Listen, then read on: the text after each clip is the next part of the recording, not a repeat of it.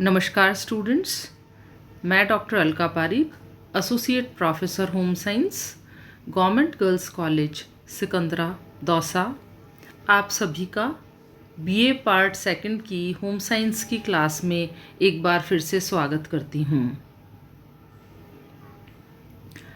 हम लोग मानव विकास के अंतर्गत विकास प्रतिमान पढ़ रहे हैं और विकास प्रतिमान के दो आधार होते हैं।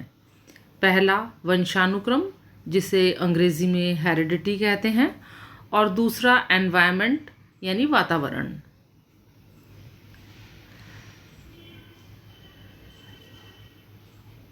आप सभी को मालूम है कि नन्हा शिशु वृद्धि और विकास को प्राप्त करके एक संतुलित सुव्यवस्थित वयस्क के रूप में समाज के समक्ष आता है।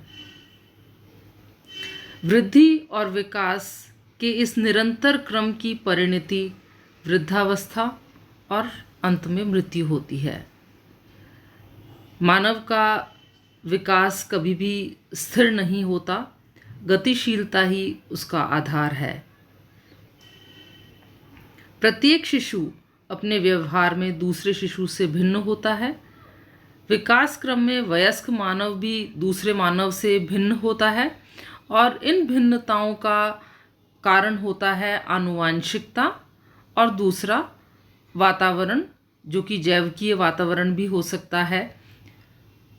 बालक के जीवन की परिस्थिति और परिवेश भी हो सकते हैं। इसके अलावा वैयक्तिक अनुभव और पारस्परिक संबंधों का महत्व भी नकारा नहीं जा सकता।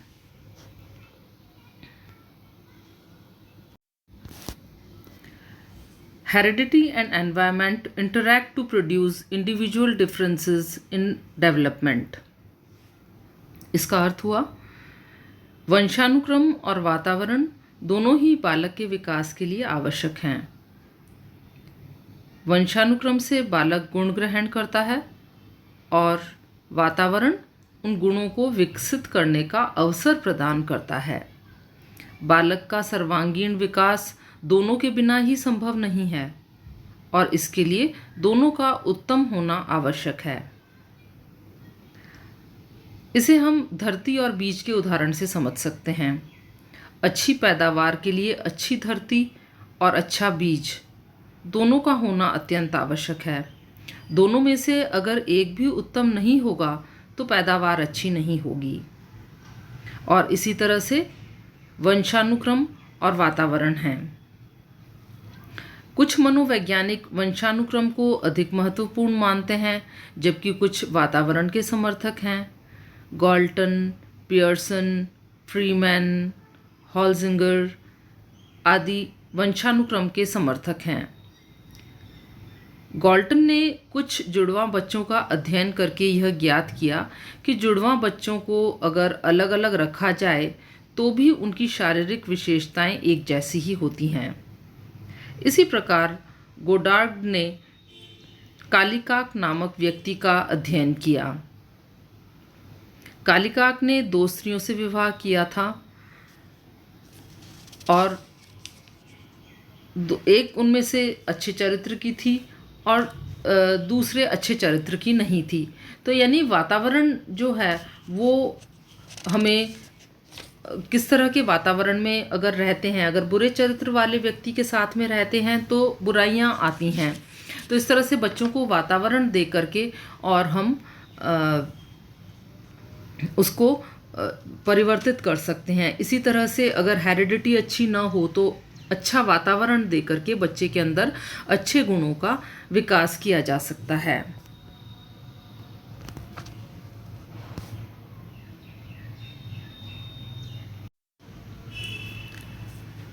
संसार का हर एक प्राणी, चाहे वह पेड़ पौधे हों, पशु पक्षी हों, समुद्र में विचरण करने वाली मछलियां हों और या फिर मानव, सभी अपनी ही तरह के संतान को जन्म देती हैं।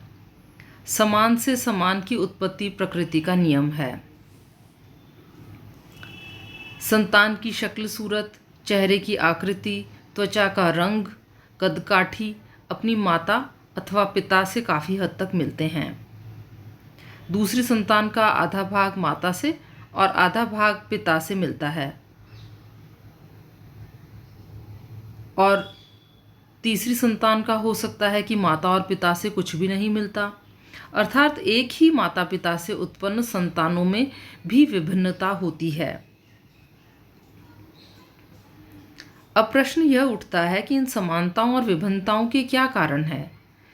इस प्रश्न का सबसे सटीक और बेहतर उत्तर होगा कि वंशानुक्रम और वातावरण ही इसके लिए जिम्मेदार है। तो बच्चों, देखें कि वंशानुक्रम क्या होता है। What is heredity? Heredity is the passing of traits from parents to offspring. You inherit traits from your parents. प्राणी का अपने पूर्वजों से जो भी कुछ प्राप्त होता है उसी को वंशानुक्रम कहते हैं, या हम यूं कहें कि प्राणी को अपने पूर्वजों से जो भी गुण प्राप्त होते हैं उन्हें वंशानुगत गुण कहते हैं। सरल शब्दों में अगर हम कहें तो बालक अपने माता पिता और पूर्वजों से जो भी विभिन्न शारीरिक और मानसिक गुण गर्भाधान के समय प्राप्त करते हैं वह उसके वंशानुगत गुण यानी हेरिडिटी ट्रेट्स कहलाते हैं। जन्म से पूर्व प्राप्त होने वाले सभी गुणों को हम वंशानुगत गुण कहते हैं, और इसलिए वंशानुक्रम को व्यक्ति के जन्मजात गुणों का समूह कहा जाता है। It is a group of traits before an individual is born. वंशानुक्रम प्रक्रिया के कारण ही मानव से मानव शिशु, बंदर से बंदर के शिशु और बाघ से बाघ के ही शिशु का प्रादुर्भाव होता है। अगर हम वंशानुक्रम की परिभाषाएं देखें तो DC डिंकमेयर के अनुसार वंशानुगत कारक वे जन्मजात विशेषताएं हैं जो शिशु को जन्म से ही प्राप्त होती हैं। प्राणी के विकास में ये वंशानुगत शक्तियां प्रधान तत्व होने के कारण उनके स्वभाव और जीवन चक्र की गति को नियंत्रित करती हैं। इन वंशानुगत तत्वों को प्राणी की संरचना और क्रियात्मकता से संबंधित संपत्ति एवं ऋण समझना चाहिए, क्योंकि इन्हीं कारकों की सहायता से प्राणी अपने विकास के लिए जन्मजात तथा अर्जित क्षमताओं का उपयोग या उपभोग करता है।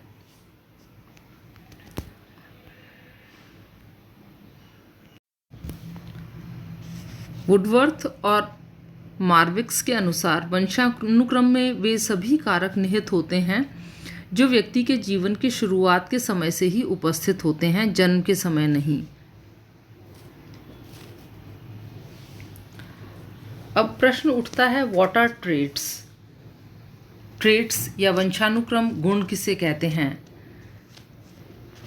जैसे कि आँखों का कलर हमें अपने वंशानुक्रम से या पेरेंट्स से मिलता है, बालों का कलर, हाइट, वेट। जनरली देखते हैं अगर माता पिता लंबे होते हैं तो बच्चे भी लंबे ही होते हैं। तो हाइट, वेट, शरीर का आकार, बॉडी का स्ट्रक्चर, आँख, नाक, गुण यानी फेशियल फीचर्स और स्किन का कलर भी वंशानुगत होता है।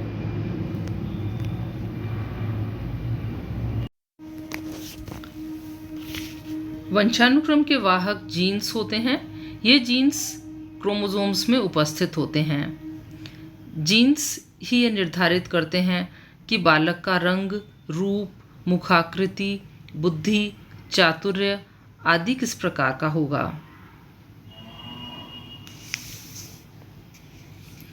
प्रत्येक जाइगोट में 46 क्रोमोसोम्स होते हैं, जिनमें से 23 क्रोमोसोम्स पिता के द्वारा और 23 क्रोमोसोम्स माता के द्वारा प्राप्त होते हैं। माता के अंडाणु और पिता के शुक्राणु में भी 46 क्रोमोसोम्स होते हैं जो 23-23 के जोड़े बनाकर रहते हैं।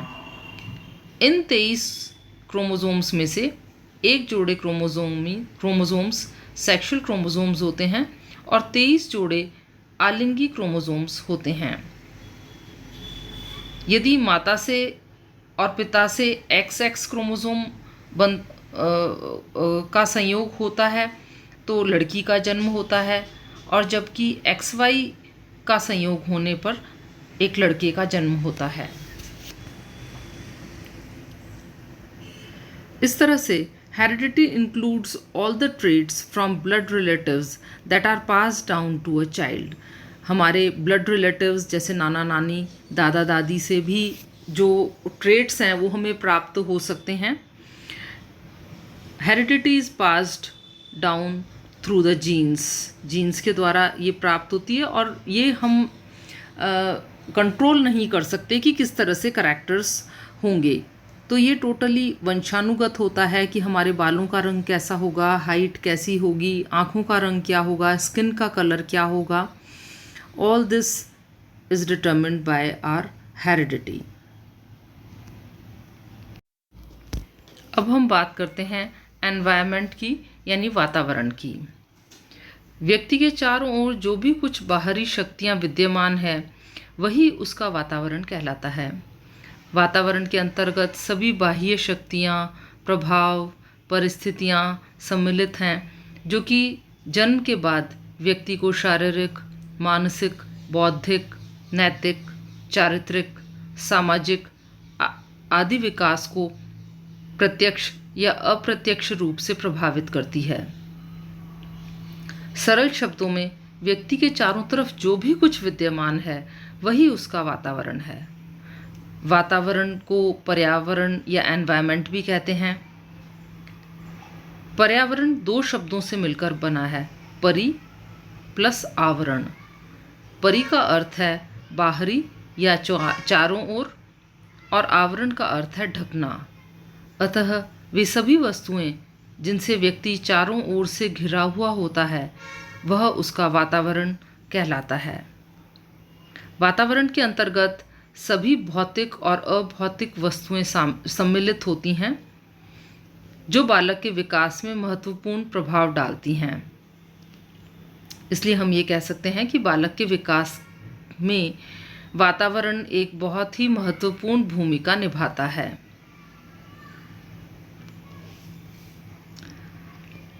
अब हम देखते हैं कि वातावरण की परिभाषाएं क्या होती हैं, इसे किस प्रकार से परिभाषित किया जा सकता है। पी जिसबर्ट के अनुसार पर्यावरण या वातावरण वह कोई भी चीज़ है जो किसी एक वस्तु के चारों ओर से घेरे हुए है और उसे प्रत्यक्ष रूप से प्रभावित करती है। वुडवर्थ के अनुसार आनुवांशिकता में विभिन्न व्यक्ति समान नहीं होते, लेकिन वातावरण उन्हें समान बना देता है। बोरिंग और लैंडफील्ड के अनुसार व्यक्ति के वातावरण के अंतर्गत उन सभी उद्दीपनों का योग आता है जिन्हें वह जन्म से लेकर मृत्यु पर्यंत तक ग्रहण करता रहता है।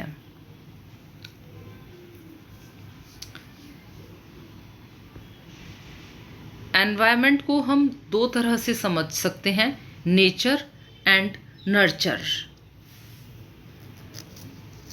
और इसके अंतर्गत आते हैं बच्चों का एनवायरनमेंट, एक तो होम पर यानी घर पर, दूसरा स्कूल में, तीसरा कम्युनिटी या समाज या आसपास में जहाँ पर वो रह रहा है।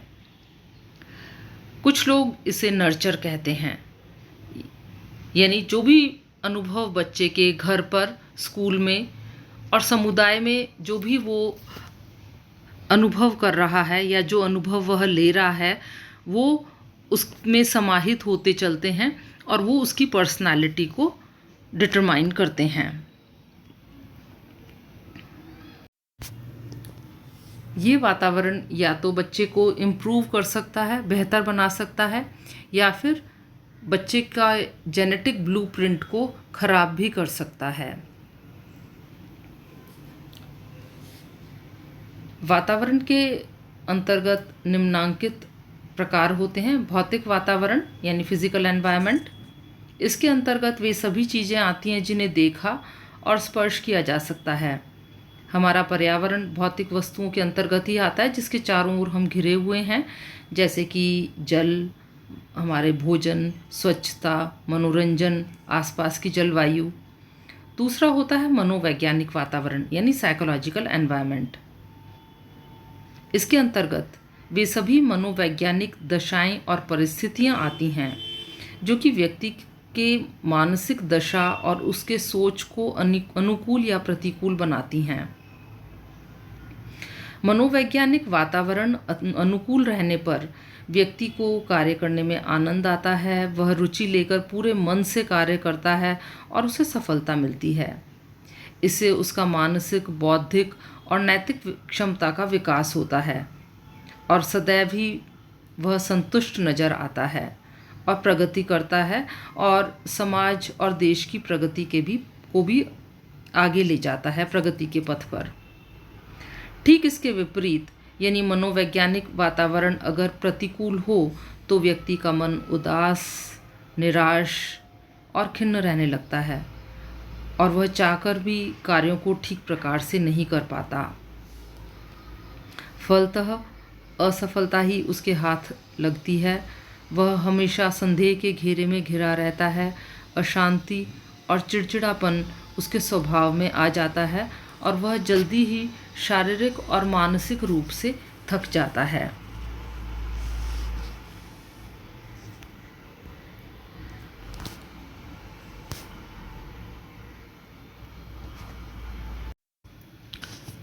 इसके अलावा जन्म के बाद का वातावरण किस तरह का है और जन्म पूर्व वातावरण किस प्रकार का है।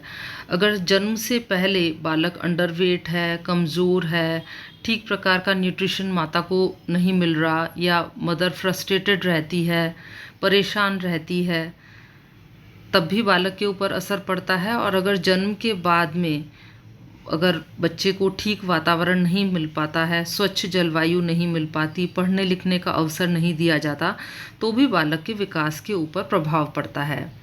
इसके अंतर्गत पारिवारिक वातावरण आ जाता है कि परिवार का में वातावरण किस प्रकार का है। अगर हेल्दी एनवायरनमेंट मिल रहा है तो बच्चा हेल्दी होगा।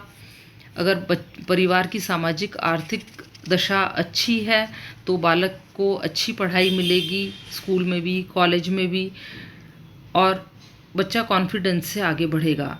लेकिन अगर परिवार की सामाजिक आर्थिक दशा ठीक नहीं है तो बच्चा चिंताओं में घिर जाएगा। उसे पौष्टिक भोजन, अच्छे वस्त्र ठीक से पढ़ाया नहीं जाएगा और वह गलत आदतों में पड़ जाएगा। चोरी, डकैती, लूटपाट जैसे जघन्य अपराध बच्चा करने लगेगा। उसके बाद एनवायरनमेंट के अंतर्गत आता है बालक अभिभावक का संबंध किस प्रकार का है। कठोर माता पिता हैं या लापरवाह माता पिता हैं, इन्हें हम आगे की कक्षाओं में डिटेल में पढ़ेंगे। तो इस तरह से हेरिडिटी और एनवायरनमेंट दोनों ही अपना असर डालते हैं बच्चे के विकास में।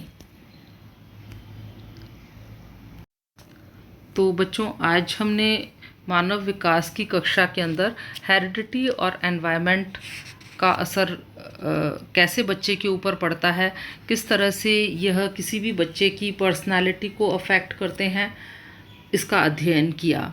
हेरिडिटी और एनवायरनमेंट वंशानुक्रम यानी जो जीन्स के द्वारा हमें मिला है और जिस वातावरण से हमें में रखा गया है, ये दोनों ही बालक के विकास के ऊपर प्रभाव डालते हैं, चाहे वह बालक का शारीरिक विकास हो, मानसिक हो, सामाजिक हो या आर्थिक विकास हो।